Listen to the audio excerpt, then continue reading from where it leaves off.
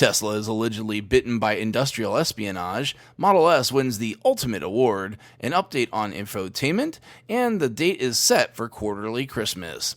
This is Tesla Tidbits episode number 536 for July 15th, 2019. This show is sponsored by my supporter Richard. If you're in the market for a Model S, X, or 3, please consider using his referral code. Ask your salesperson to use code Richard174 or go direct to the web link ts.la/Richard174 and pick up a 1,000-mile supercharging credit for your new vehicle. The far and away story of the moment comes to us courtesy of The Verge, where a former Tesla Autopilot engineer has allegedly made off with Tesla's Autopilot source code. Tesla claims that Guangxi Cao stole the code in order to put it to use at XPeng, his new employer, and a Chinese competitor to Tesla. In the past, XPeng showed off a dash for their car that looked nearly identical to Model S and Model X, save for the minor graphical and font changes they made. Cao admits that he used his, quote, personal iCloud account to create backup copies of certain Tesla information in 2018, end quote. He admitted further that he had created zip files containing Autopilot source code in late 2018 and that XPeng offered him a position on December 12th.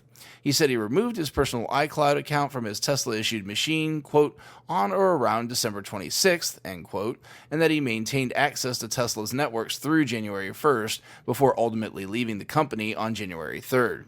Cao further admitted that he, quote, deleted certain files stored on his Tesla computer and cleared his web browser history prior to his separation from employment with Tesla, but denies that any of this activity constitutes any kind of, quote-unquote, misconduct, end quote.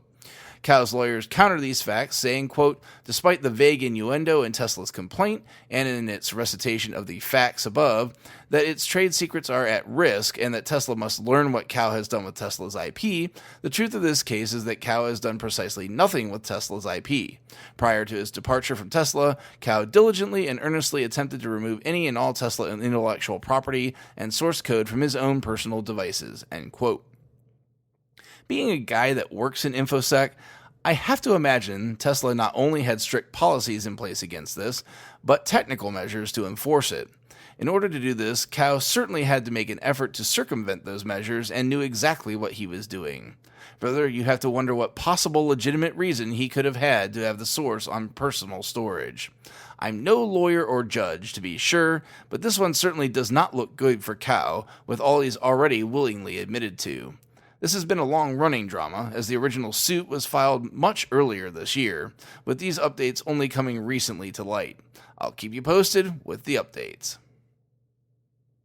Motor Trend has a long history in the enthusiast car press, and its prestigious Car of the Year award is always greatly anticipated to all.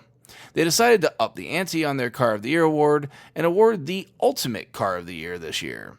The contest was set up in honor of Motor Trend's 70th anniversary, and voters decided which car in each decade of Motor Trend's existence was the car of the decade among the winners of the Car of the Year in that decade, and then those 8 winners squared off for the ultimate Car of the Year.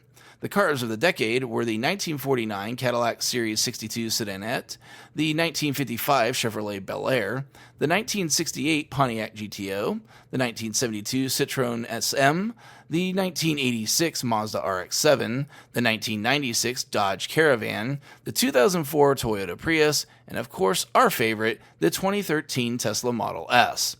And in the end, the 2013 Tesla Model S took home the crown as Motor Trend's ultimate car of the year. This quote in the article was a testament to what the Model S meant to Motor Trend. Quote, we are confident that were we to summon all the judges and staff of the past 70 years, we would come to a rapid consensus. No vehicle we have awarded, be it Car of the Year, Import Car of the Year, SUV of the Year, or Truck of the Year, can equal the impact, performance, and engineering and excellence that is our ultimate Car of the Year winner, the 2013 Tesla Model S, end quote. Well said. Competitors are still attempting to best it, and none have done it yet. We turn to Elon on Twitter, where he answered a long-asked question.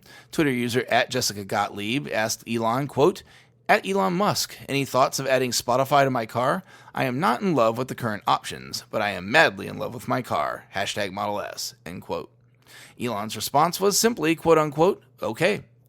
Many in the US have not exactly been happy with Slacker as the streaming option and prefer Spotify.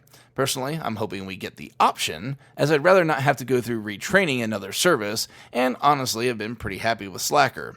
For you Spotify fans out there, here's hoping you get your preferred streaming service in the cars soon. Lastly, for this episode, Tesla announced that they'll release their earnings results for the second quarter on Wednesday, July 24th. I mentioned on Twitter that I felt like this was an early announce, as I'm used to waiting at least a full month before Tesla announces earnings following the end of the quarter. Feedback I received seemed mostly to agree with me, and noted that the last time they seemingly announced early, it was Q3 last year when they announced their first profit in a very long time.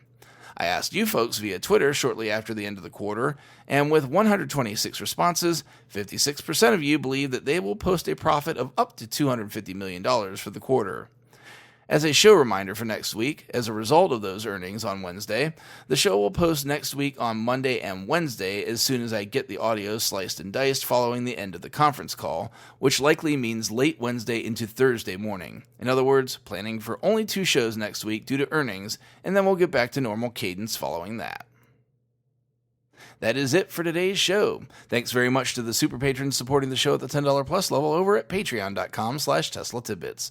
They are Drew Schuyler, John Waller, Ryan Scarborough, Lee Sweet, William Henry Crew III, Dorian Steve Guberman, Bruno Quindici, Joey Boots, Ralph and Cheryl Waterhouse, Adam Raymer Brown, Megawatt Photovoltaic Development, Todd Sullivan, Mitch Long, Zortec LED Canada, Morven Ogg, Blake Thompson, Raymond and Deborah Malkowitz, T Sportline, Michael Pastroni, Travis and Cheyenne Rush, Chris Hovis, Craig Murphy, Vicky Kirk, Ricky Johnston, Bien Concepcion, Nathan Garza, Paul Gona, and Ed Patterman. If you have feedback for me, the best way to be heard is to tweet at Tesla Tidbits and use the hashtag AskTeslaTidbits if you'd like your question to be considered for the show. I'll see everyone back here again on Wednesday. Until then, keep it charged and hit the road.